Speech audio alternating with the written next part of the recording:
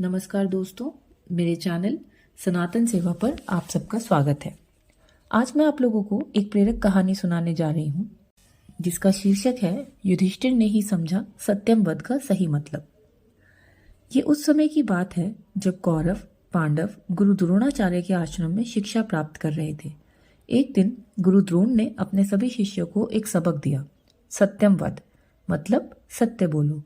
उन्होंने सभी शिष्यों से कहा कि इस पाठ को भली भांति याद कर लें, क्योंकि उनसे ये पाठ कल पूछा जाएगा। अध्यापन काल समाप्त होने के बाद सभी शिष्य अपने अपने कक्षों में जाकर पाठ याद करने लगे। अगले दिन पुनः जब सभी शिष्य एकत्रित हुए तो गुरु द्रोण ने सबको बारी बारी से खड़ा कर पाठ सुनाने के लिए कहा। सभी ने गुरु द्रोण के सामने एक दिन पहले दिया गया शब्द दोहरा दिया, लेकिन युधिष्ठिर चुप रहे। गुरु के पूछने पर उन्होंने कहा कि वे इस पाठ को याद नहीं कर पाए हैं। इस प्रकार 15 दिन बीत गए, लेकिन युधिष्ठिर को पाठ याद नहीं हुआ। 16वें दिन उन्होंने गुरु द्रोण से कहा कि उन्हें पाठ याद हो गया है और वे उसे सुनाना चाहते हैं। द्रोण की आज्ञा पाकर उन्होंने सत्यम वध बोलकर सुना दिया। गुरु ने कहा, युधिष्ठिर, पाठ तो केवल 2 शब्दों का था, इसे याद करने में तुम्हें इतने दिन क्यों लगे?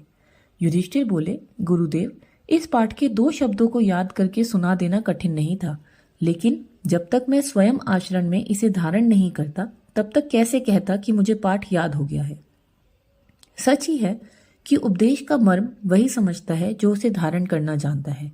वाणी के साथ आचरण का अंग बन जाने वाला ज्ञान ही सच्चा ज्ञान है और इसे धारण करने वाला सच्चा ज्ञानी है। लेकिन आज के समय में तो सिर्फ पढ़ा जाता है, अमल नहीं किया जाता।